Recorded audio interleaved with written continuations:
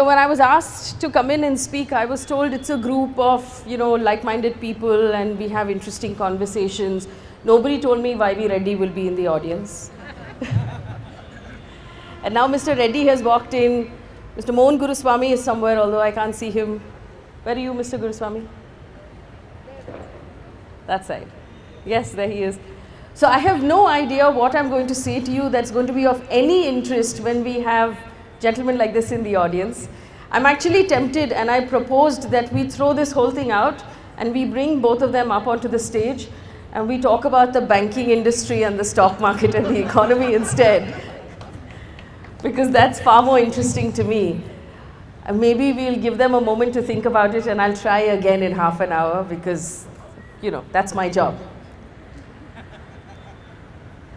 But when I spent some time looking at the history of Manthan and what it does, I think it's amazing that people have come together to do this. I think it's amazing that you should give the organizers a round of applause. You really should. I'm told there's been over 300 such talks in Hyderabad, and you've had some amazing people come. So I think this is a fantastic endeavor, and I hope that the people who are doing this will continue to do this, and people like yourselves will continue to support them. This is also an interesting time in the life of our country, where ideas and thoughts, where opinions, and in a lot of times just feelings need to be paid attention to. We need to learn to listen to each other again. We need to learn to respect our differences again. So I'm very proud to be here, and with an audience like yourselves, I'm not going to talk about anything I don't know. So I won't talk about the economy, I won't talk about the banking sector. I'll talk about television news. It's the only thing I do know. I was there for 16 years, from the heydays of CNBC TV18 and NDTV, thank you, to where it is today. And a lot of people have come and asked me, how did we get to this point? Right? Why is the media where it is today? And it's a combination of several factors. Just go to the first slide. I know you can't see too much of what's going on here, but we'll make it work. We have over 400 news channels in India. 400 news channels. That's a record anywhere in the world. If we combine the regional channels and the English channels and the business channels and the Hindi channels, 400 is a lot, 24/7. And the entire television industry put together is worth over 2,000 crore rupees. But I want to ask you today, as people who consume the news from these television channels, are you satisfied customers? No? Why not? There's no news. Or there's just bad news. The bias, yes. Nobody gives the complete picture. Nobody gives the complete picture. You said, ma'am? Too much drama, yes. Only 2-3 topics. A lot of sensationalism. They give their opinions too much. Only one topic being shouted at all day. So you should ask yourselves now, if there are 400 channels worth crores of rupees, how is it that none of the customers are happy? Or is it because none of you are really customers? And I'll get to that point. There's been, in the last 5 years, a big change that's happened to television, especially for English television news. There's something called cord cutting, where most of the people are not watching TV anymore. Everyone sort of under the age of 35 is not switching on the television anymore. Because consider this, about 5-6 years ago, we used to go to TV for 4 main things: live sports, movies, what we call general entertainment, so GEC. So that's either Saas Bahu or Friends or whatever it is you want to watch, and news. Live sports is on Hotstar, They did 20 million views in the last India-Pakistan match during the World Cup. Movies, Netflix, Amazon, Hotstar, all of these guys, Z5. All your shows are on OTT platforms. On last count, Tata Sky lost over 10 million connections that were just not renewed in our country. And that's largely in the English-speaking audience. So people are cutting the cord because it's too expensive, it doesn't make sense. It makes more sense for me to just get my news or to get all of my entertainment and my sports on the internet right now. That's hurting. Apart from that, earlier last year, TRAI brought about these guidelines. Do any of you remember the TRAI guidelines? You were asked to subscribe to each channel, right? As opposed to just paying one lump sum and getting all the channels. So this guideline was so complicated that even the Tata Sky guy who came to your house didn't know how it worked. And so a lot of times people just stopped. So I remember when we launched Mirror Now, our fundamental strategy with this channel was that people will keep flipping, they'll get progressively irritated, and then they'll find a channel that's talking about something else, and they'll stop. That was our strategy. But if you are going to subscribe to each channel, you will never subscribe to a channel you don't know, so you'll never find that channel. So as a result, the pressure on these channels became even worse because the possibility of me discovering you and watching you came down to zero. Plus, I don't have to tell you about the economy, or do I? Everybody here knows what's going on with the economy. Most of the people I've met this evening run businesses. And when business is bad, the first thing that gets cut is the advertising budget. They cut the marketing budgets. And the first thing that gets cut out of those marketing budgets are the TV ads because they're expensive, they're spread across the country, as opposed to radio where I can say, chalo Hyderabad mein chalate hain thoda sa, Bangalore mein chalate hain, leave the rest. When I do television, I have to do the whole country. I don't have a choice, it's too expensive, cut the TV budget. So between TRAI and cord cutting and the economy coming down, it became almost impossible to run television channels because they're really expensive. There are satellite costs, there are costs of distribution. Cable operators charge the channel to make it available. So it's a really expensive prospect. Plus there's this other very beautiful thing in television, which is government regulation. The government is very intimately in a relationship with television and they can keep sending notices, keep summoning the editor to Delhi in the INB ministry. So the pressure then becomes so hard that the only way to survive is to get the highest TRPs possible. Because advertisers don't care if you're doing good news, if you're doing ethical news, all they care is that you have the highest TRPs that night. For example, in the English news sector, the highest TRPs are Republic and Times Now. So the highest advertising goes to Republic and Times Now. No advertiser is asking what kind of journalism these two guys are doing. So in this race for highest TRPs, what are people doing? And these are all true stories I'm showing you. The battle for ratings. How many of you can see this?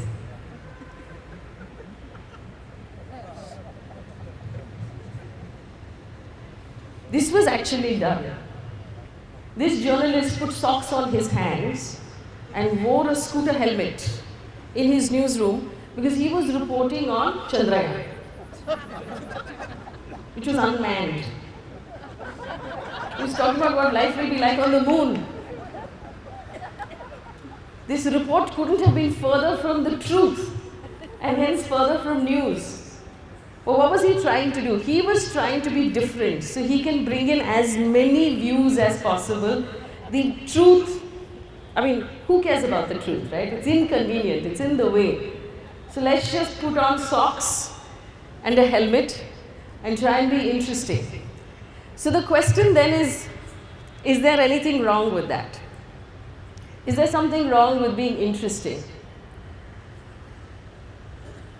And there are journalism students in the room. The first thing you learn in journalism is that it falls in the non-fiction category. You have to check your facts. It has to be the truth. This is the basis of calling yourself a journalist, right?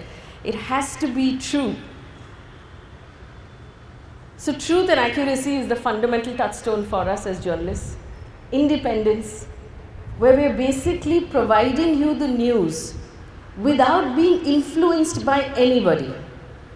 That's the second part. So you have to be able to tell the truth. You have to do it without any sort of influence. So you should be independent. You should be fair and impartial. And I can see you're thinking, what? How is that possible? Humanity, and finally accountability. And this is literally, and isn't this the first day of journalism? They teach us this in school, in college. And I want to go through each of these categories to see where we are and why we have gotten to this point. Truth and accuracy.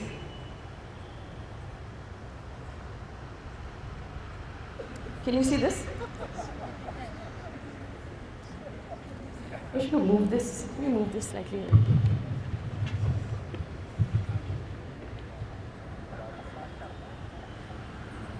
There's a journalist lying in a bathtub. And if this light was not so bright, you'd be able to see it at the back. But this actually happened. And I like to tell this story because it's a non-political story. Right? So you can't argue you're pro-BJP, you're anti-BJP. We're talking about an actress. We're talking about Sridevi, right? So when I say Sridevi, what do you think of? Bathtub, right? So here was a woman who had a career that spanned decades. She started when she was, I think, 6 or 7 years old, right? So when I say Sridevi, you should be thinking Chalbaz. You should be thinking Hawa Hawaii. You should be thinking Mr. India. But you're thinking bathtub, drunk woman. Maybe her husband killed her, right? Because that night, and I remember this really clearly, we had lost our office at Miranau to a fire in Kamla Mills in Bombay. So we were in a temporary office. And I had called everyone I knew in Dubai, every journalist, and I told them, go check. So we checked with the Indian High Commission, we checked with the hospital, we got a copy of the postmortem, the death certificate. There was not a single shred of evidence to suggest foul play, that she had died of anything other than an accident. There was no evidence. And yet you had these television channels, all of them, that had these bathtubs, and they said she is 5'10", bathtub is 5 feet, how will she fit? And it was ghastly. Some of them went as far as to suggest that her husband had murdered her. Do you remember? It has been over a year. Nothing has emerged to prove that these journalists were right. And I remember that day somebody came up to me in my team, and I had decided that night that we were not going to do that story because we didn't have proof. And I know nobody watched my show that night because it was the most boring show on TV because we didn't do what they call the hot story. And someone in my team came up to me and said, but what if it turns out 3 days from now that she was murdered? And I said, we'll report it then. Because that's the job, right? Our job is to report what has happened, not speculate on what might have happened. Now, people can do that at their dinner tables. They can do it in the office canteen. But journalists are not supposed to do it. You're not supposed to sit around and say, oh, what do you think might have happened? That's not the job. The job is to report what has happened. And the reason why I'm bringing this up on truth and accuracy is 1 year later, when we all know every one of those journalists were wrong, have any of them apologized? Not one. And this is not a political story. None of them have apologized to her family, to her fans, for tarnishing her legacy forever. They can't wipe your memory and change what you think. The damage is done. And they did it for one night of TRPs. Just one night. That's how cheap this business has become. Independence. Also a true story.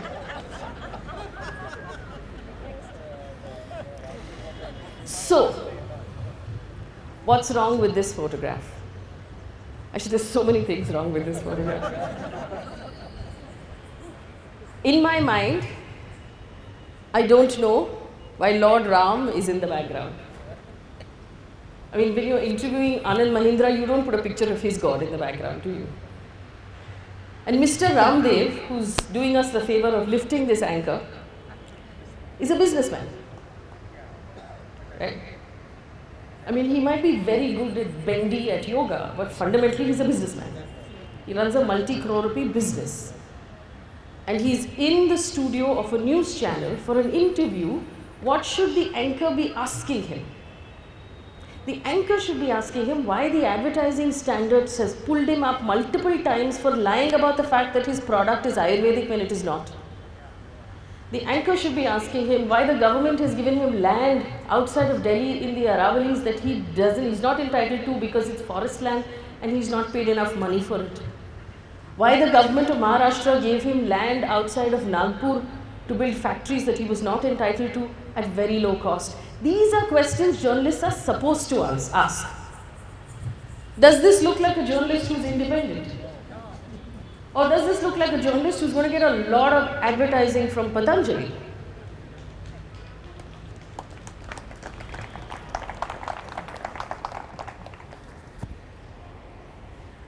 I'm not even going to get into what's happening with the background and why God is there, benevolently looking at both of them. That should have nothing to do with journalism. But, subliminally, when I put a picture of your God in front of you, you become docile. You become less skeptic. You become less likely to ask questions and to question what is happening in front of you, because it brings from you an innate, trusting, sort of nature that we only reserve for gods. You are being manipulated in this particular interview. This is not as funny and as light as it seems. It's far worse than that. Fairness and impartiality, and this is the most important part. I told you how it's very difficult to run a television channel because there's not enough money, right? And how, because people like Patanjali are advertisers, everybody listens to the advertiser. Who is the biggest advertiser in news today? The government of India. Because the government of India has so much Janhit Mein Jari, PSA, public service advertising funds, that they use it to manipulate the media. This is data. The central government between 2014 and 2019 spent 5,600 crore rupees on advertising alone, out of which television got 2,600 crore rupees. For an industry that is starving, they will do anything for 2,600 crore rupees. Print media got 2,370. The Times of India got 217 crore rupees alone. The Dainik Jagran got 100 crore rupees alone. Here we have to ask about fairness and impartiality. And I want to bring you back to the first question I asked. Are you really the customer? You're not. You are the commodity. Your attention span of how long I have convinced you to watch is the commodity that I'm going to package and sell to somebody else. The really easy way, the analogy for this is, have you heard of Venky's Chicken? Your relationship with television channels is the relationship that chickens have with Venky's Chicken.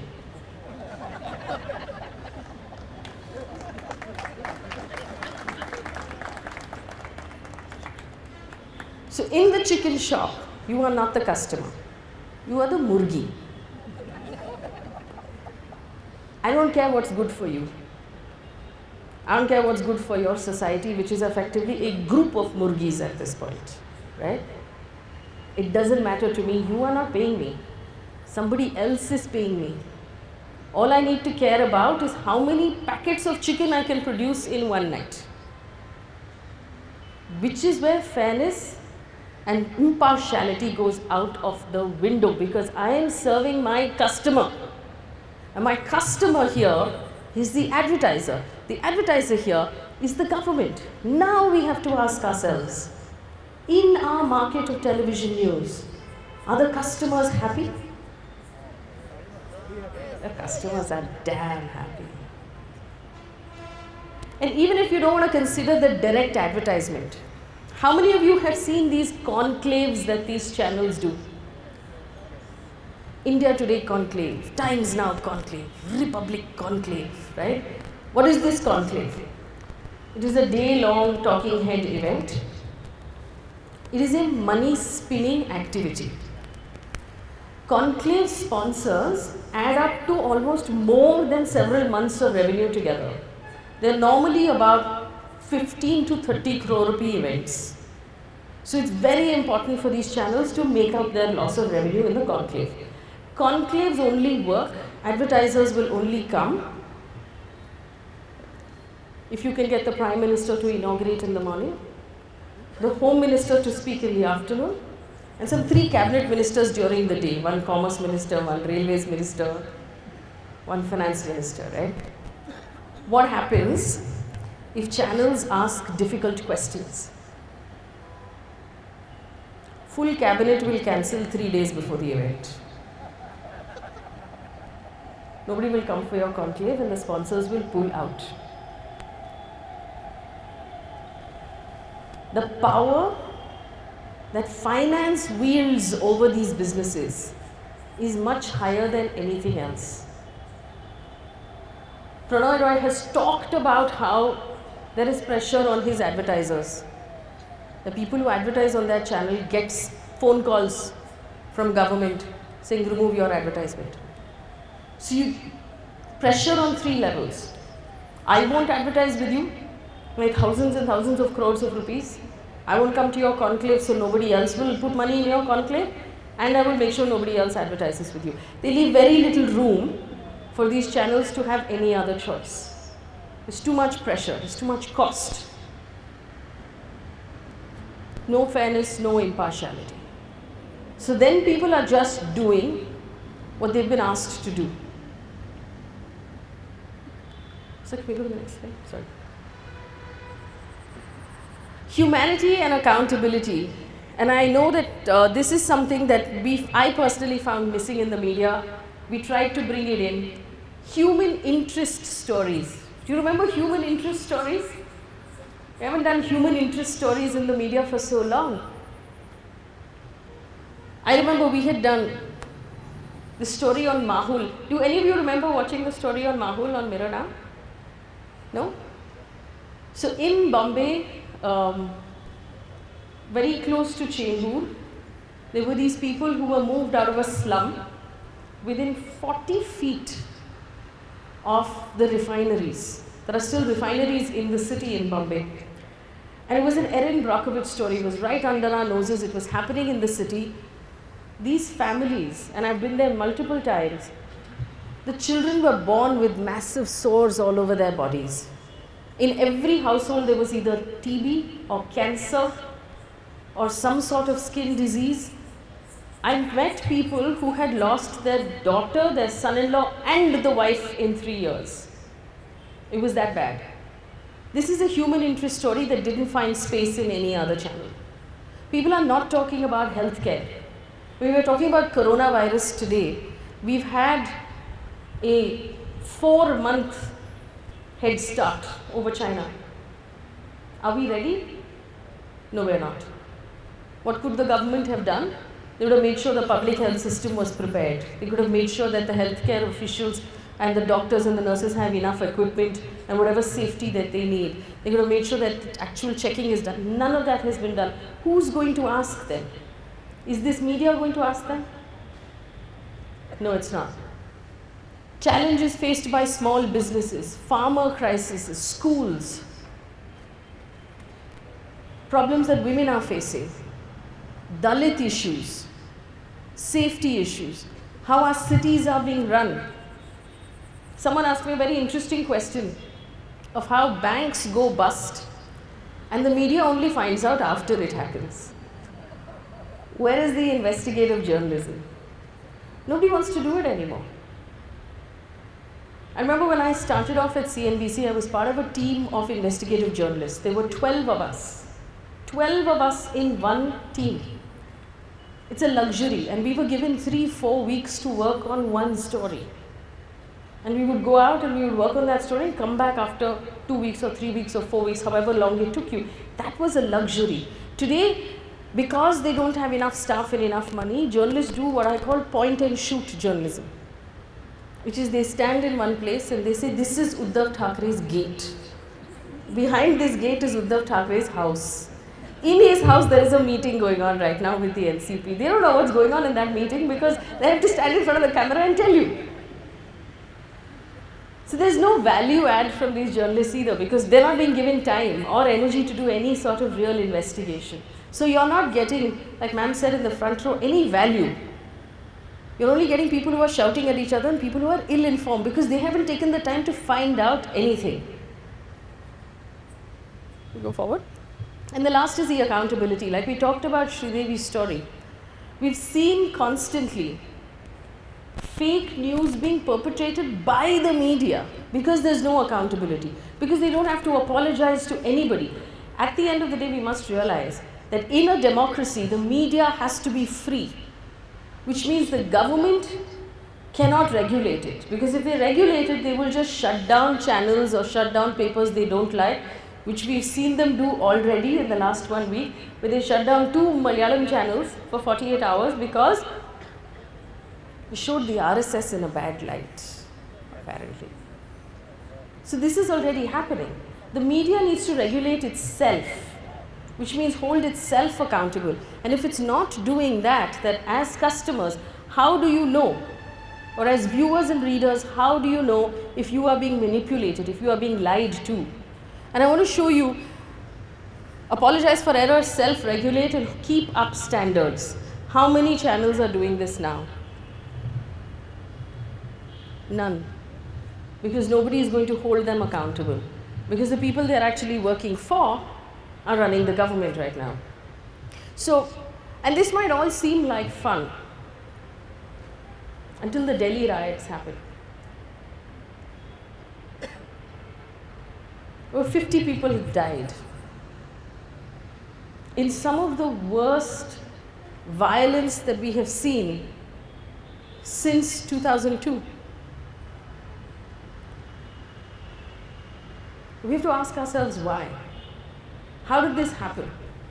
How did we get to this point? And did the media have a part to play? And I just want to go through some of the things that the media has done. And like I said, these are all true stories of what has happened. So this, if you can see, was a story that Republic TV did the day there was a shooter outside Jamia who shot a student. You can see the header, it says, protester turns violent.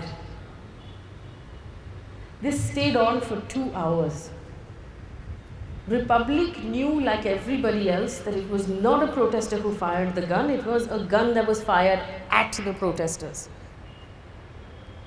Consider the fact that immediately before this, the slogan Goli Maro Salon Ko started, and it continued. Here is a media that doesn't question the person who started the slogan, but actually misrepresents the facts of what happened. Completely opposite of what happened on the ground. Complete opposite. The next slide. Later that day, Mr. Goswami, who quit journalism to start his own channel and has not done journalism since then,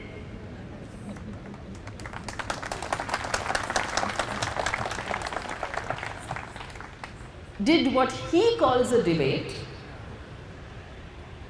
that basically said, stop provoking India, they wanted this to happen.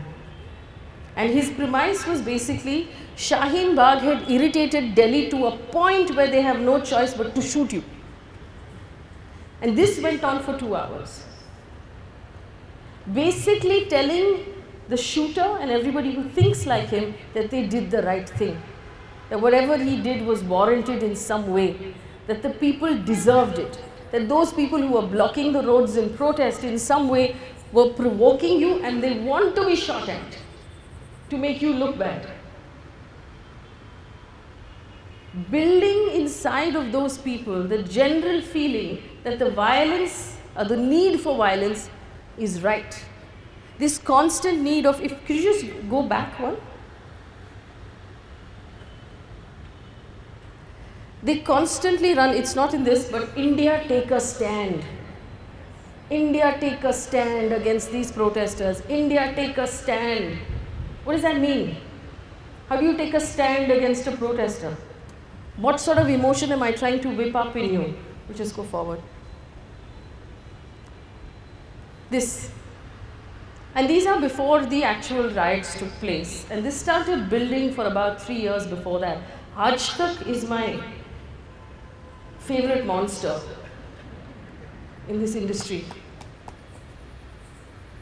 I mean, look at the really vague photograph. This was fake news. This was not a true story. This was a fake story that was later busted by fake news websites. Aaj Tak made it up. Nowhere in Saudi Arabia were men told that they could eat their wives if they were hungry. Saudi Arabia has McDonald's.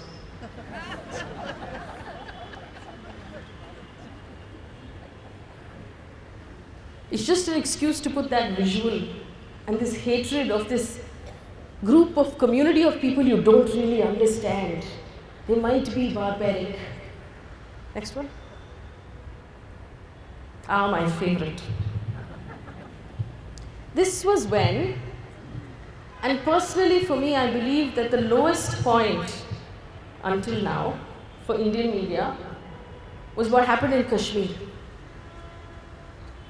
Kashmir was put in lockdown. And the Indian media constantly told us that everything was okay. Children were being picked up by the police, apparently there were reports, people were being beaten. Political opponents are still in lockdown, 6 months in. And we were constantly told that everything is okay. In this particular case, he says India versus fake news and talks about how the Western media is peddling lies about Kashmir. This is a bold-faced lie. So one of the things that happens in our country is that as soon as someone raises the truth, the first attempt is to discredit the person who's talking. You are peddling lies. The Western media has a sort of vested interest in some way to make India look bad. I love the idea that Pakistan is funding everything. Pakistan cannot fund itself right now. Its economy, if at all possible, is worse than ours. We give Pakistan too much credit and we think about them too much. We should focus on what's going on in our own country. As a journalist and as a female journalist, I've received some of the choicest trolling from the media cell. Most of it is about the fact that I'm Christian and the fact that I'm a feminist. Neither of those things is an insult, so I'm okay with that. But they use these things to discredit. Because if I discredit you, I no longer have to answer the question that you're asking. So they normally tell me that I'm funded by the Vatican. The Vatican is in lockdown for coronavirus, so I should be really worried right now. Can we go to the next one? This was from 2 years ago. My former colleague, who used a piece of paper that was fake to rattle on for 2 hours about how there is a rate card for converting Punjabi girls. It was an entirely baseless, fake story. The paper that he was waving was a WhatsApp forward that someone had made on their computers. But what has it done? It's built a fear that our girls will get kidnapped, our girls will get converted. Love jihad, a complete figment of their imagination. Tukde Tukde gang, complete figment of their imagination. Khan Market gang, Lutyens media. What are these words? I mean, it's almost like they have to every 4 weeks invent a new enemy. Because Pakistan has not done anything interesting. We come up with new things. I mean, Sudhir Chaudhary of ZTV actually bragged about the fact that he came up with Tukre Tukre Gang on television. He said, I came up with it. I thought it was cool. It's complete garbage. And consider the fact that we live in a world right now where the fake news comes from the top, the BJP media cell then distributes it, and then your television channel tells you it is true, convincing you from every side that this is true. I want to give you two examples. Example number one, our Prime Minister said in front of lots and lots of people that NRC के बारे में हमारे सरकार में आज तक बैठक नहीं हुई, कभी जिक्र ही नहीं किया. This is after we have at least 7 recordings of the Home Minister going up chronology समझ लीजिए, right? And all the media guys will just pick it up and says the Prime Minister has said that there is no NRC. अरे भाई लेकिन Home Minister ने क्या बोला है? Who is going to ask that question? And then all of the Twitter guys will turn around and say, "Arey, what are you arguing about? The Prime Minister has said now." Making it real. The Prime Minister on the floor of Parliament referred to a statement made by Omar Abdullah that was written by a satirical website as a joke, that there will be an earthquake and Kashmir will separate from India. Not a single news channel called him out on it, except NDTV. Not a single newspaper called him out on it.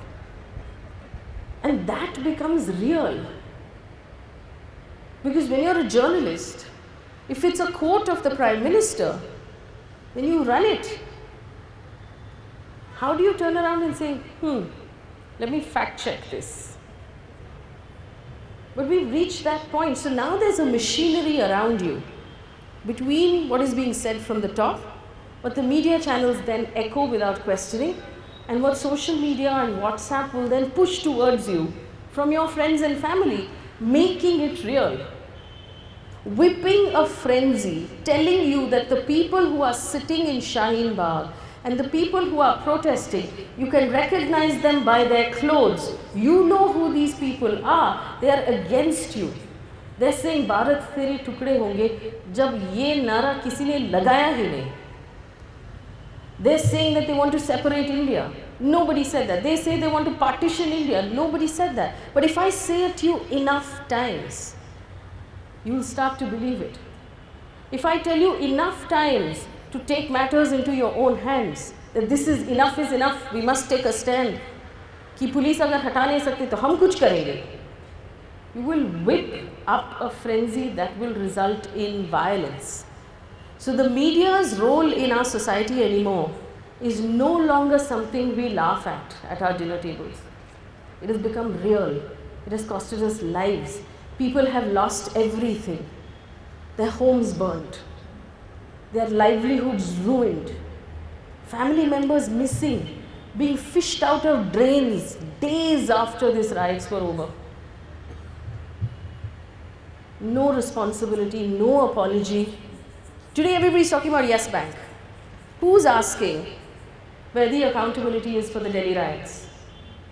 Who's asking how many arrests the police made except that one Aam Aadmi Party Muslim councillor? They arrested one man. It was a full-fledged riot. How could it have been just one man? Who's asking how many arrests the Delhi police has made after those goons wearing masks, not for coronavirus, went into JNU and beat up the students and the teachers and vandalized the campus? That happened on the 5th of January. What date is it today? 2 months have passed, not a single one of those guys have been arrested. Not one. What message are we sending? Kapil Mishra has not been arrested, they've given him security. So he can say more idiotic things on the road with impunity. Harsh Mandar, on the other hand, who's a very known human rights activist, is being pulled up for hate speech. The media's role in all of this is very present and very, very dangerous. Can we go to the next one?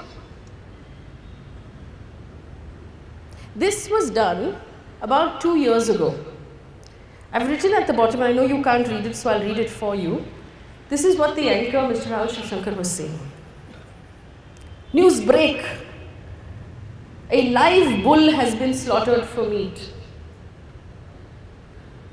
I don't know what other kind of animal you slaughter other than a live one, but for your taste. ... This is unforgivable. This is what the government wants to ban. It turned out later that some of the videos he was running were actually veterinarian processes being used to heal the animal. But he was doing this to whip up emotion. They were showing gory details of how animals are slaughtered to make you feel something. Who slaughters animals in this country? Unfortunately, we also come from a system, a caste system, where certain jobs are only kept for certain people, right? And if you are the kind of people who lasun khanda nahi khate, this will gross you out. So you're perpetrating this idea that purity is in vegetarianism, and all the people who eat meat are horrific people. And I agree, slaughter is horrible. But chickens are also slaughtered. Goats are also slaughtered. Right? Why focus on one particular thing?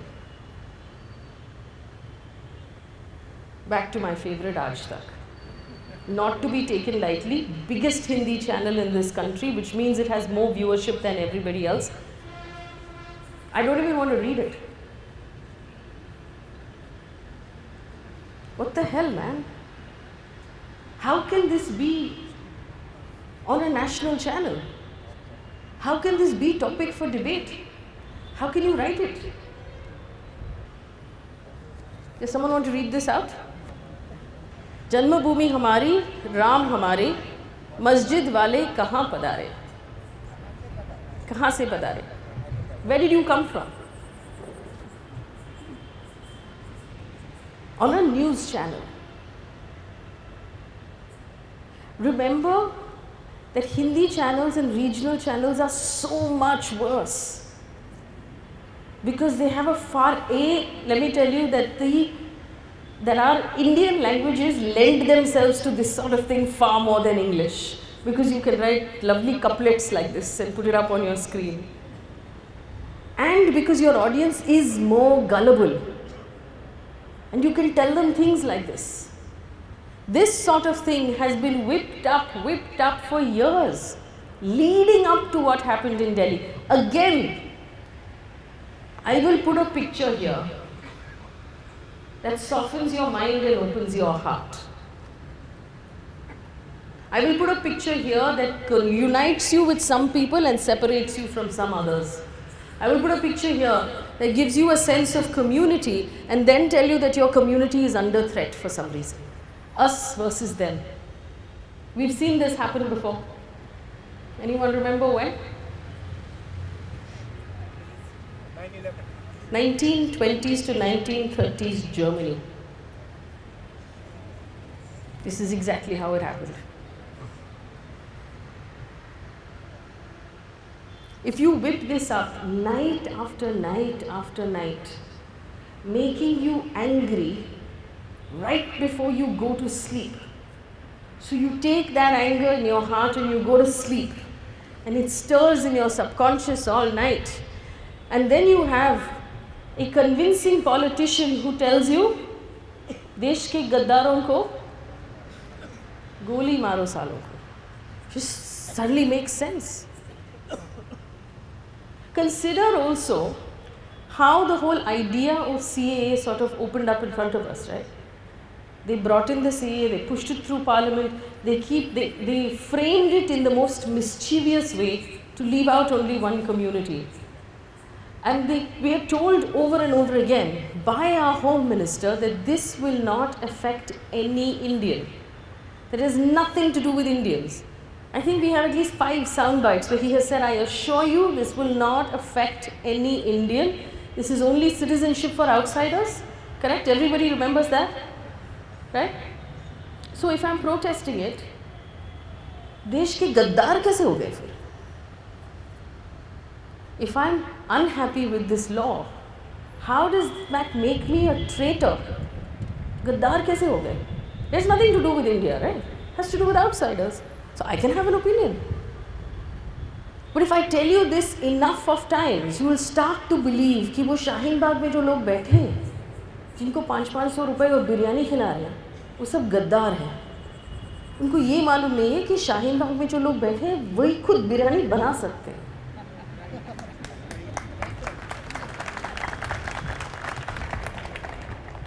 Now look at it chronologically.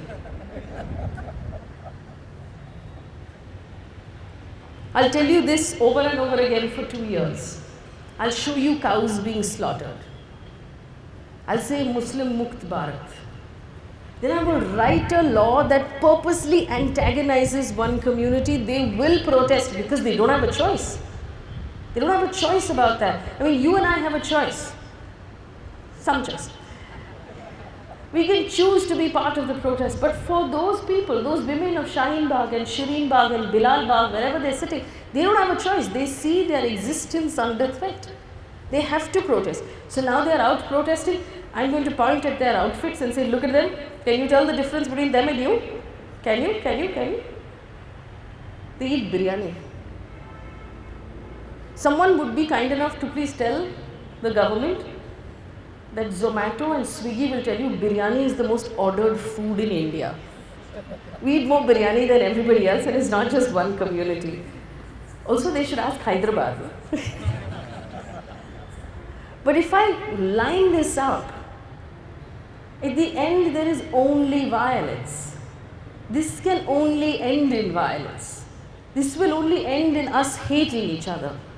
Because the people who are supposed to be asking the questions, the media, is no longer asking questions on your behalf. Because they no longer care about what's good for you. They no longer care about what's good for society, what's good for the country, what the laws are, who they should be following, who they should be respecting. They no longer care about the law. They will do whatever suits their masters. The only way forward,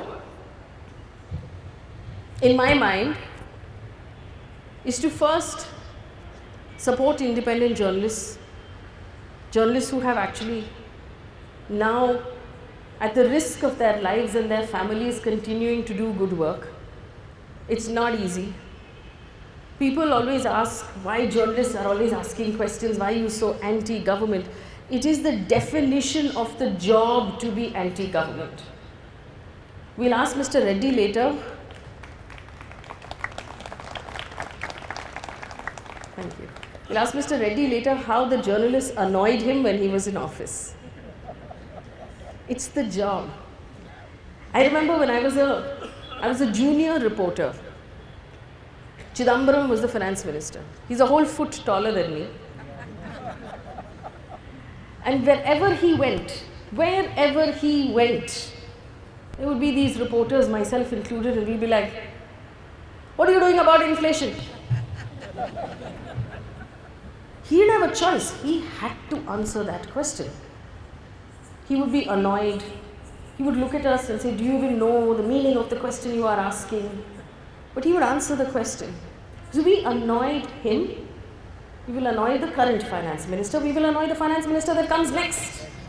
That's the job.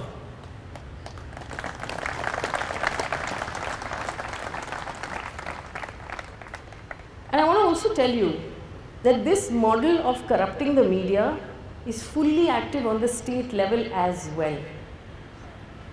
Every state government has one megalomaniac on the top. You're all laughing nervously, you know who I'm talking about. Every state now has their regional language channels that are split into two. Same model is functioning. Karnataka, Andhra Pradesh, Telangana, West Bengal.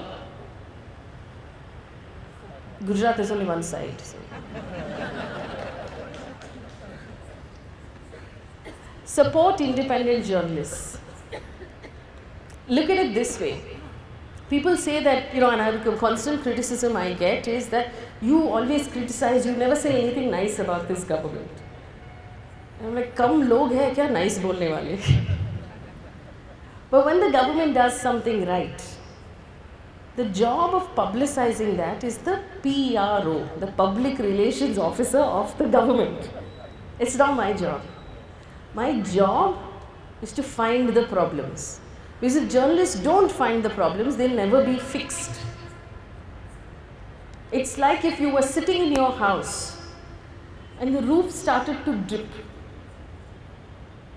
Would you sit there quietly because you're too embarrassed to point out the fact that the roof is dripping and you are now a ghar ka gaddar? Or you point out that the damn roof is leaking, let's fix it. And if someone comes up to you and says, ladies, when your husband says, I'll do it on Sunday, and Sunday has come and now it's Monday and it doesn't get done, what will you do? You'll pull him up for promising something he didn't deliver. That's the job. Because if journalists don't do that job, no work will get done. No scams will ever be found out. No injustice will ever be called out. Nothing will stop. The Mahul story I told you about, I discovered it 2.5 years ago when those people moved. We took it up once a week for 2 years. Once a week for 2 years when nobody cared. And I made myself a nuisance to the Maharashtra government. 3 days ago, each of them was given a key to a brand new house in the different part of the city. There is power in this profession. We saved lives. When GST was being brought in, we started a campaign on removing the tax from sanitary napkins because only 12% of the women in India have access to sanitary napkins. The rest of them are using cloth, and a lot of times that gives them infections which makes them sick, and sometimes they die. I was told very clearly, first of all, you're a woman delivering the news, nobody likes that. And you're going to talk about sanitary napkins at dinner time. Yuck. My answer to that was, as women, I wish we could opt out at dinner time, but we can't. The government decided to tax sanitary napkins at 18% as a luxury. Luxury, by definition, is something you can choose not to do. All of the women will tell you here that we can't opt out, as much as we might like to. And we discovered the GST Council was full of men. There were no women on the GST Council, which is why these decisions were being made. So we started to bring it up over and over and over and over again until the then Finance Minister, Mr. Arun Jaitley, went to a conclave of a different channel and said there is this woman journalist who has not done her maths. Post that, the IT cell descended on me, told me for 3 days to a point where I had to keep my phone away. I couldn't stand it, it was that bad. And we checked our maths. Maths were good. I'm from the south, my maths are good, man. The maths added up, the offset of the GST and what a difference it would make. So we persisted. We stayed with that story for 1 full year, and today there is zero GST on sanitary napkins in India. There is power in this profession if you do it right. You can change things on the ground. You can ask the right questions. You can push the right buttons. There's a 1920s American definition of what journalism is. It is to constantly throw stones at giants. You can't say throwing stones in this country anymore. The connotation is completely different. But a journalist is like a mosquito. It will stay in your ear until you do something about it. And when you get up and somebody else sits in your chair, that journalist will stay in that person's ear. Support independent journalists who are doing their job at the risk of their own lives and the risk of the lives of their loved ones. And finally, don't watch TV news.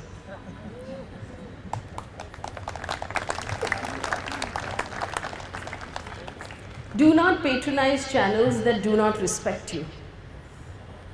They think you are fools. That they can tell you anything right before you go to bed and you will believe them. And you know who these people are. You can tell good from bad because you are the top 1% of this country that can tell good from bad. Do not watch these channels. A lot of people tell me, I watch once in a while for entertainment. Watch Disney for entertainment. Do not watch news channels that are doing harm to this country, because when you turn it on, you are proving their business model. Because they don't want you to agree with them. They just want you to watch. If you watch any more than a minute and you get counted as a viewer, and you've done the job for them. Switch off those channels, and now Try has made it even better. Unsubscribe. Take them off from your TV. Do not patronize them because they don't care about you. That is the only way to do it. So I'm going to leave this here and we'll take some questions. Madam, the impression you gave is that a sizable section of the media is pro-establishment. But I read two vernacular newspapers, two English leading newspapers. I don't watch AD News. But still, I keep abreast to that Yes. website. Your question, sir? The question is, since the last 6 months, the end, a sizable section of the media is against the establishment, taking the issue of CA. Sure. So I can't speak for the newspapers, especially the vernacular newspapers or the regional newspapers. But if you consider the channels that I have pointed out, most of them have actually echoed the ideas that the people who are protesting are against the country, that these are tukde people, that there are slogans that are being said that are not true, that they're being paid or that they're being given biryani, all of which are untrue. So my reference was to those channels. If there are journalists who are being anti-establishment, and that's the job, like I said, then more power to them. Yes. Hello, ma'am. So you've already elaborated on the problem with television media and the need for sensational headlines because of TRP and all of that. And with newspaper ad revenue falling and newspapers becoming increasingly costly day by day, and digital media, because of the small real estate that they have, they're resorting to sensational headlines as well. So where do we even get credible news from? No, there are, I don't think I'm not saying at any point that there is no credible news, because if there was no credible news, there would be no democracy. The day journalism dies, the democracy dies. And that's a possibility that we shouldn't even, allow. There are plenty of independent organizations. The Wire is doing great work. News Laundry is doing great work. NDTV is doing great work. News Minute in South India is doing great work. So there are still smaller organizations with smaller teams that are doing work. You have to just find some, and people ask me, how do you know the difference? I think that intelligent people, educated people like yourselves will know the difference when you see it. So I'm saying patronize, follow, read the ones that are doing good work. Yes. Hello. Hello. This is the second time I'm meeting you. Last time I missed the chance to ask question. My question is, during the Delhi program, I won't call it right, I'll call it program. Many people pointed it out as right from both sides, while a particular community is targeted and mosques were burned, their properties are targeted and burned. Yes. That's the question. So how do we counter it? See, like I said, there has been a lot of good journalism in that area as well. Scroll has done excellent coverage of the violence in Delhi. They actually had reporters on the ground when nobody else did. International media houses have done some excellent work as well. The BBC is reporting what's happening in Delhi. Watch the real reports. And the truth is, we rely on the police to give us a final count of what really happened in Delhi. The police, unfortunately, have abdicated their position as police in Delhi, and what they are right now is a private army of thugs. They're like your building watchmen who have all banded together. So, unfortunately, unless there is a proper investigation, you'll only have small reports from different media houses. Someone else? Hello. Hi. So my question is, how do independent journalists survive in world of digital monopoly? And the reach is limited. The revenue model is also not sustainable. So how do you thrive? So, I personally believe, and this is the model on which I'm going to base my startup as well, I personally believe that we should start paying for news. You have to be willing to be subscribers and pay for news, because if you don't pay and you send the journalist out looking for advertisements, then we are back again where we started, which is that that journalist will then have to serve the advertiser. The only way to make sure that the news is serving you is to pay for news, because if you are not satisfied, you will stop paying, and that's the revenue model. There cannot be any other alternative, and all over the world we have everyone from the New York Times to the Washington Post to the Hindu saying, dude, sorry, you have to pay. Pay for every article that you want to read, because journalists at the end of the day have to run their houses, they have to pay EMIs, they have to send their kids to school. You can't expect them to put their lives at stake and not get paid any money for it, right? So the only way to do it is to pay for news, to be a subscriber, be a donor, and actually pay for it. Good evening. As an opting for the alternate media, why can't we find a fine balance between TRP and news by the media house? A fine balance between TRP and news. See, I don't think there is a balance between TRP and news. It's true that news should be written in an interesting way, because if it's not interesting, then people won't watch you or they won't read you, and you've defeated your purpose. But to sensationalize, and I want to give you an example. One of the hard truths in our country is that children get raped, right? It happens a lot. 3-year-old, 4-year-old girl will be playing in the slum outside her house. Somebody in that neighborhood will pick her up. She will be found in the drain the next day. We've all been desensitized towards this story because it's happened so many times. How do you write the headline for that story?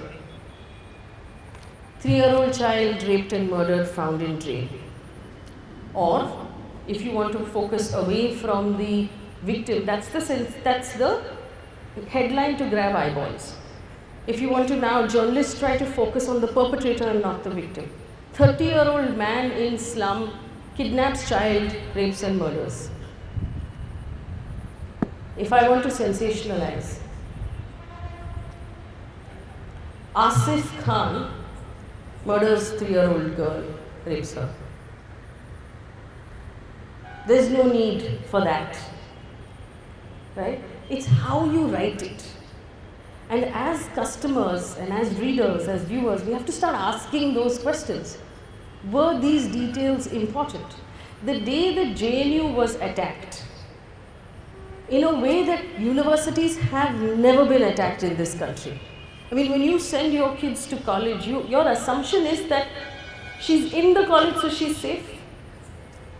We don't think someone is going to come in with a hammer and with sticks and stones and break their heads, right? The next day, the morning paper in Bombay, where I am, ad. It was like a slip, like a receipt-sized slip, which it said JNU has been attacked, something.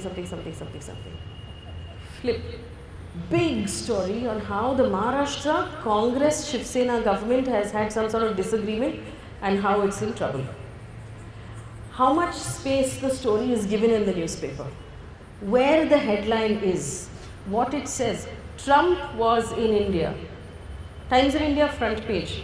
Trump, Modi hugging each other, like really. this much, Delhi burns. How much space you give to the story, how you prioritize, and there's a science to all of it. When I open the paper, where does my eye go first? I can tuck a story away in a way that you will not notice it. I can play up a different story. I can write a headline a certain way. If I'm in television, I can invite people who agree with me. I can cut the mics of people who don't agree with me. I can shout over them. I can badger the same question over and over again till after you go to sleep at night, you're still asking Modi versus who? Modi versus who? Because I've said it so many times. There's a way to twist everything. We have to start asking how this happens and why it happens. Next one. Good evening, ma'am. Good evening. Ma'am, as you said that there are many channels and it's we who have to think and we have to follow the news channel. As you said, BBC, British Broadcast Channel, and it has mentioned some points over the Delhi riots in favor of Muslims because an IB officer has brutally murdered. Never before and ever after I can say that. And since having said that, British Broadcast Channel having displayed such kind of riots, and clearly it's mentioning that Hindus are overcharging the Muslims. This CAA, which is kind of creating some religious disputes in the country, and even also question the Indian government and many people. I mean, those people who are unaware. What's the question? Sorry. What's the question? The question is regarding that what's happening in India, what's happening. I mean, these many people are really protesting against this CAA. Yes. So maybe this is really harmful for the Indian. It is targeting some particular religion. And some Hindus also. I mean, those Hindus who are unaware of this CAA, NRP, and NCR, they are also feeling themselves as a guilty without creating any awareness. And some regional parties also, they are creating their states as a safe country because some people's representatives are challenging. Yeah, some people's representatives are also saying openly. Yeah. Yes. I mean, I agreed with you. I don't know where the question was. Yes, there is a law that targets a community. Yes, there are lakhs of people across the country who are protesting that law. Yes, there are state governments who have said that we will create. All of the things you said are true. I mean, I'm not sure where the question was. Yeah. Yes. Before I pass on the mic, I just want to make an important announcement. On Friday the 13th, we are having Ajay Shah. He's going to speak on in the service of the Republic. No pun intended, but this is on the economic policy. It's going to be a very, very interesting discussion. We'll go on with it. Hello, madam. Hello. Madam, we people sitting over here share common ideas, and we can differentiate what is bias. Sorry. And we can differentiate what is bias and not bias. But what about the people who are outside this program? The number of people who watch Aaj Tak, Republic are more in majority, and that is the most dangerous thing. Like how to convey them the actual message. I know, and this is genuinely a problem because we wind up preaching to the choir. So we're all collecting and we're all talking to each other. But I believe, and I honestly believe this, and this will sound slightly idealistic, but this country came from love, not from hate, right? Gandhi taught us to be non-violent and resist. So you can resist and be non-violent. That's the fundamental ethos of who we are. And to be able to fight hate with love takes great patience. It takes much longer. It's easy to fight hate with hate, which means that if Arnab Goswami is shouting, I will shout louder than him, causing more. One can always try. But I think we need to fight hate with love, which is that around us, and you don't have to go into the regional language audience. There are uncles in everybody's life, right, who will make these arguments. And I believe that it's important, and we've done something horrible where in our homes, in our families, in our social circles, we've divided ourselves again into pro and anti-CAA. But I think that we should start talking from the heart instead of the head. Let's stop arguing with each other. Let's sit down with these people and explain to them why this makes you nervous. Why I feel unhappy with what is happening in my country. Why am I scared? What experiences can I share that makes the other person understand why I believe what I believe? Maybe we can convert them one at a time. Actually, I'm Christian, so convert is a very dangerous word for me to use. Maybe we can convince them one at a time. And we'll be making a difference. Let's reach out with love. Because at the end of the day, we are all a family in this country, and I want to believe that. And when someone is upset with you in your family, you don't sit opposite angry with each other forever, right? Love means setting aside your ego and making that first move and reaching out and saying, hey, let's talk about this. Let's talk about it. Let's try. Every taxi driver you meet, every uncle in your family, people in your social circle, let's stop putting labels and calling each other Sangi and Liptard and Moditard and I don't know what people are calling each other these days. Left, right. My favorite is left liberal. Students of political science will tell you there is no such thing. You cannot be left and liberal at the same time. We should actually start approaching each other like family, like human beings, and fight this with peaceful, non-violent resistance. We will resist. It is our democratic right to do so. We will write about it. We will go to the courts. We will protest peacefully. We will turn the other cheek, because that is what Gandhi taught us. And it is Gandhi's India that we are defending right now. It is the idea of Gandhi's India.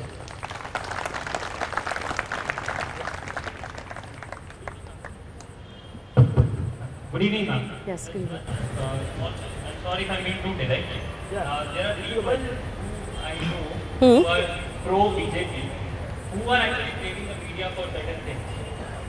What do you think that where does this media come from, who are being blamed by the BJP supporters? See, I can blame the media for any number of things, but it's in front of you to see, right? I mean, you can take a look at what's happening in the media and know what is right and wrong. I mean, consider the fact, I'm sorry, Mr. Reddy is in my line of sight, so I keep coming back to the banking sector. Consider the fact that the fifth largest private sector lender in our country has gone belly up in the last 3 days. It is shocking, shocking that we have come to this point when we know for sure the RBI knew there were problems at least 2 years ago. We have solved the problems at least 2 years ago. And now they're using SBI, which is effectively my bank and your bank, because it's run with taxpayer money. It doesn't come from the sky. Money that should be used to build hospitals and schools and roads in our country is used for SBI to bail out Yes Bank. But what was the media doing today? Priyanka Gandhi bought one painting, sold some painting to Yes Bank. How is that the story? The story is the fact that these guys spent the whole weekend coming up with a plan to save Yes Bank that is rubbish, garbage plan. Because after SBI puts its money, when they open the moratorium and allow people to take out their money, everybody will take out their money and the bank will fail. You have not found a solution for that. That's the story. Pointing out that this is being done with your money, that's the story. Pointing out that the RBI refused and forgot to do its job for 2 full years, that's the story. Yes, Priyanka Gandhi might have sold or bought a painting. That can also be a story. You can judge for yourself. And in this, and look at how the media goes from one story to another, right? So you had Jamia, JNU, Jamia again, Shireen Bagh, Delhi riots, coronavirus, Yes Bank, coronavirus. Nobody's asking what happened to the first story that I pointed out. There's zero follow-up. The idea is to get you to forget as quickly as possible. No accountability. So you know, as an educated member of this society, you know when you are being lied to. So just use your best judgment.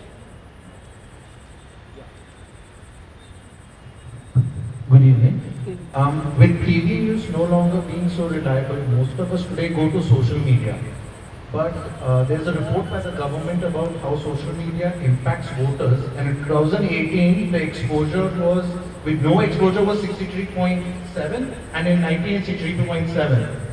So if social media isn't able to spread awareness, what could we do? You are saying voter turnout? Yeah. Okay. So there's something in our country called the lost votes. I mean, people actually are born and live in one city, but then move to a different city to work. Migrant workers also, I mean, I think the IT industry created the biggest population of migrant workers in the country, right? Also women who move cities after they get married. So you're registered to vote in one city, but you happen to live in a different city, and your vote is effectively lost. I believe that we're losing a large number of votes to this problem, and there's no solution for it right now. But I think that those people who go out to vote will continue to go out to vote. It's a question of reaching those people with the right message, whether on social media or otherwise. We still don't know how many votes are being lost because of that one problem. Hello ma'am, this is more out of the blue. You know that not many have access to social media in India. I'm talking about the rural areas. What do you think is the scope of FM news, like radio news, which can be a larger audience? Like, yes. How can we contribute to that? So, yes. Not just Mr. Modi can do Mann Ki Baat, even we are allowed to do that, right? But बात तो किसी एक ही जन की सुनते हैं ना हम इस देश में. Unfortunately, in India, we have rules against radio news. I'm not sure why. The theory is that because it can be so localized that, you know, separatist groups will take control and use it to sort of pass on their message. And this is not this government, this is forever. Like all over the world, people have a really strong culture of listening to the news on the radio. We never got that culture in India other than All India Radio News, which you have every day. I don't think those rules are going to change. So I don't know if there will be room for this thing. But we would be wrong to think that people in rural India don't have access to digital news. Cell phones, as we know quite widely, have greater penetration and presence in our country than toilets. So people take their cell phones now when they go into the fields to poop. So news is being passed on. In fact, even those people who don't have smartphones, who have what are called feature phones, which is your old school Nokia phones, there are voice recordings that get sent to them. One of the largest projects run by ITC, I think it's ITC, is basically where they do these entertainment stories of voice, where the person in the village who doesn't have access to any internet connection can dial that number and listen, and the story will play out for them. That's a mode of entertainment.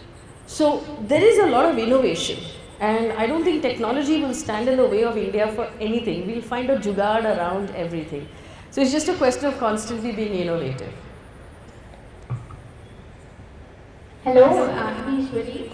So my question is, do celebrities and media personalities play a huge role in this situation? That the situation that's going on, can we blame them for not speaking out?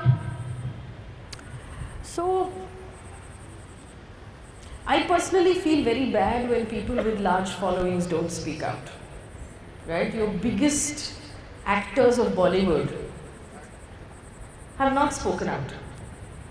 They have the ability, but they're afraid for whatever reason, because their films will be attacked, they won't be given censor clearance, they'll boycott their films.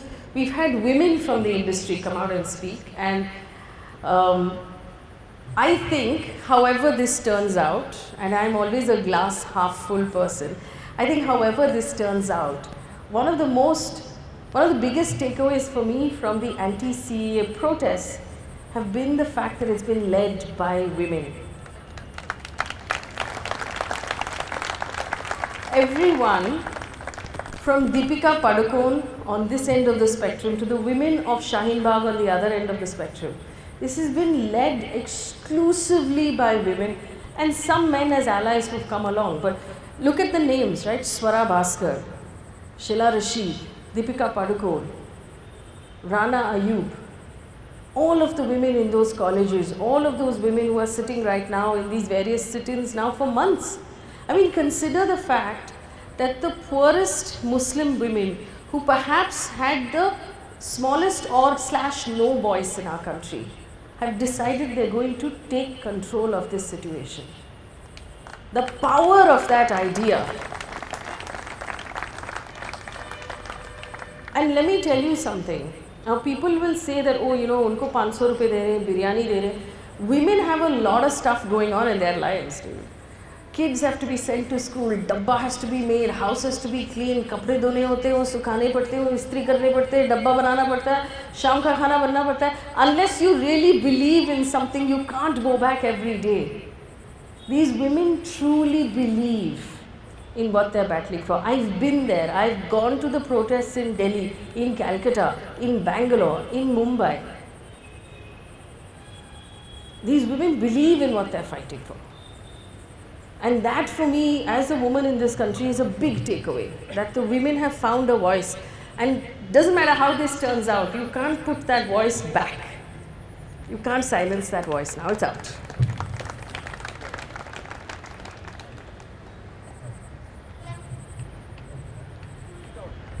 It's on now. Sorry, I thought my voice was being cut out.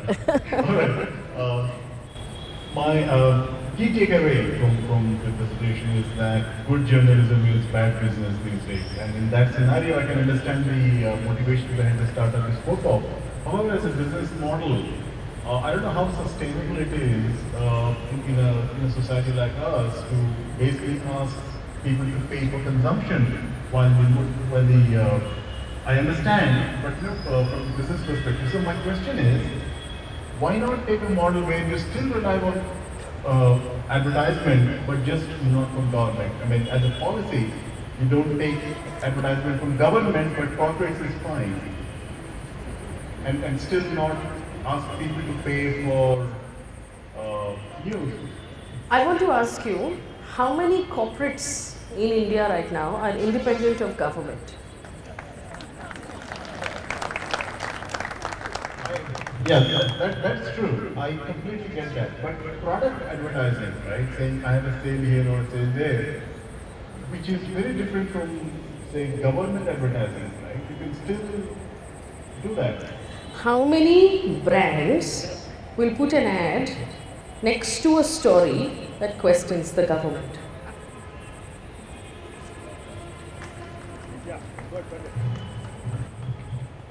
Very lovely. We love to see you on TV, and we enjoyed seeing you hold your guests accountable for various things and so firmly. In view of that, why do you not hold your colleagues accountable for what they are doing the way you portrayed them in what they're doing? And isn't there an organization or a united front of yours, like to hold them accountable and, Yes. and put them straight? Yes. I'm doing this. I'm here, I'm talking about it. I'm trying to talk about it to as many people as we can. There are two organizations, to answer your second question. The Editors Guild, the News Broadcasters Association, that are self-regulatory bodies that are to regulate themselves. The News Broadcasters Association specifically applies to television news and sends notices to television channels that break the rules. The NBA has become toothless because people are ignoring their notices. The last time the NBA sent a notice to Republic telling them that they should apologize for doing a story wrong, Republic not only ignored the notice, they started their own association. So they started an association called the News Broadcasters, I think something else, of which the president is Mr. Arnab Goswami. So, like I said, media has to be self-regulated, and the moment they stop regulating themselves, then we are all in soup, then we are in trouble. Two more questions. Two more questions, okay. Congratulations on your brilliant and courageous talk. Thank you. May your tribe increase. Thank you. And if this has to be a question, please get back on the line of Hakim. Thank you. Well, quite frankly, I personally believe that at this point, television as a mode has far too much interference and involvement of government, which is why I've decided to purely be on digital, and I will not go back on television because there's no point doing journalism if it can't be honest. I'll tell you what I did for my news. I have unsubscribed 7 years back from Republic TV, Times Now, Aaj Tak, and a host of channels. I don't want my 10 rupees per month to go to them. I source my news from Scroll, Wire, News Laundry, News Minute, and support them. And I'm looking forward to supporting FAIR's new initiative that will come out. These are the people whom we need to get our news from. Now you know why Ajay Gandhi is so ill-informed. So, if I... I want to my question in Hindi. Yes, please.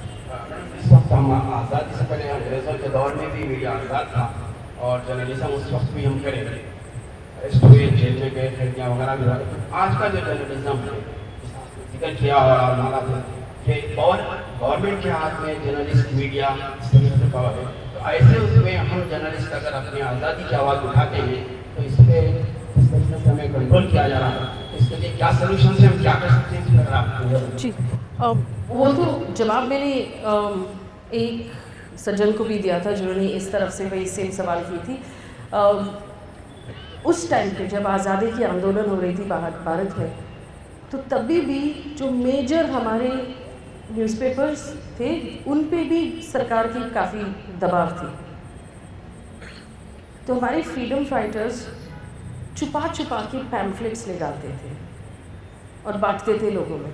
उस time पे Instagram नहीं था, Twitter नहीं था, WhatsApp नहीं था, वो paper बांटते थे लोगों में। वो भी एक टाइप का जर्नलिज्म था। जैसे हम जर्नलिज्म करते हैं ऑनलाइन, 4 जन साथ में बैठ के करते हैं, उसकी कॉस्ट छोटी होती है, छोटी कॉस्ट से आप लंबे चला सकते हो अपना जर्नलिज्म। और इस जर्नलिज्म का प्राइस क्या है?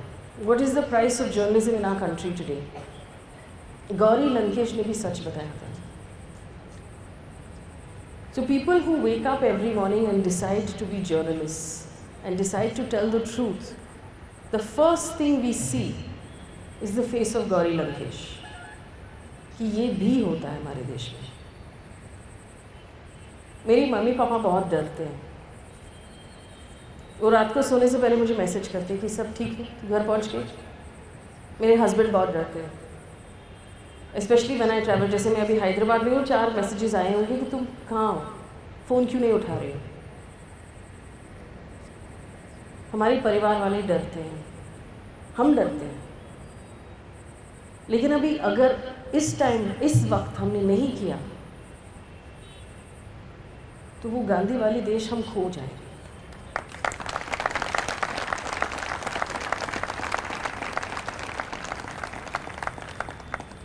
And I don't see this as a choice. I don't see any other option. करना तो पड़ेगा, किसी को तो करना पड़ेगा। So I see digital media right now as the modern day equivalent of those pamphlets that our freedom fighters printed back in the day and distributed among people. So to just answer ma'am's question, what I will be doing with my startup is calling for subscribers, because I believe that on the principle people should pay for news. And my team and I will sit every day, and twice a day we will send you 10, 12 most important stories that have happened today. Bas. We will write it, we will fact check it, we will prioritize it, we will curate it, and we will send it to you. आप 10 minute पढ़ लीजिए सुबह शाम, आपका काम हो गया। फिर अगर आपको गाली गलौज सुनना है तब टीवी ऑन कर दीजिए, लेकिन न्यूज़ सुनने के लिए ऑन करनी नहीं चाहिए, क्योंकि आपको पता होगा ऑलरेडी कि क्या हुआ है. That's the plan. That we will go back to what we were supposed to do. So two problems are happening right now. A large group of people are not reading newspapers, not watching TV, especially younger people in this country. And we are raising an entire generation of Indian voters who are not being informed correctly. And like you pointed out, one story goes viral, everybody is talking about only one story. और 10 ऐसे चीज़ें होंगे हमारे देश में जो उस दिन को हुए थे, जो कोई आपको नहीं बताएगा. Who is going to tell you that the CAG, the auditor of the government, has submitted a report saying Siachen में जो जवान बैठे उनको ना बूट्स दिया गया, गॉगल्स नहीं दिया, जैकेट नहीं दिया, राशन नहीं दिया उनको. They need a certain number of calories to survive in that weather. They get 20% of the required calories. CAG का report है, कौन बताएगा आपको? CAG report says there is large scale pilfering and corruption in the Ujjwala Yojana, the gas cylinder Yojana, because over 1 lakh people have been given more than 20 cylinders a day. These are BPL families. Which family needs more than 20 cylinders a day? Any family, 4 people, you need 1 cylinder. Joint family needs 2 cylinders, 3 cylinders a month. CAG has said there is corruption and there needs to be an investigation. Who's going to tell you about that? India has the largest population of hungry children in the world. We have the largest population of children who die below the age of 3 for avoidable diseases like diarrhea. We have about 10 million people in this country who die because they don't have access to hospital. Who's going to tell you that? देश के टुकड़े ऐसे किया जाता है, without school, without food, without health care. ये होता है टुकड़े टुकड़े गए.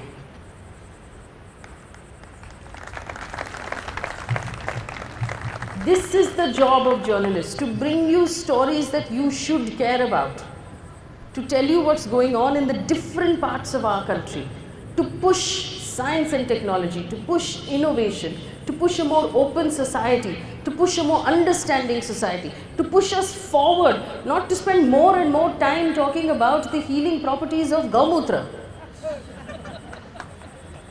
We spend far too much time these days going backwards, talking about sanskar, talking about gobar, literally. Instead of talking about how we are going to move forward, how are we going to revolutionize healthcare, how are we going to bring schooling through technology to every single child, how are we going to make an India of the future, how will we make sure that every single young person in this democratic dividend of age that we have right now will be given jobs and a future they can be proud of. We're making them Gaurakshas because we don't have anything else for them to do. We don't have jobs. We don't have an economy. Factories are not expanding. Agriculture is shrinking. Construction sites have shut down. Infrastructure is not moving. What is this India we are building? Yeah? Who's going to ask these questions? It is upon our journalists to ask these questions every day, annoyingly, until every single citizen knows every piece of data, so that when you walk up to the voting booth tomorrow, you are informed.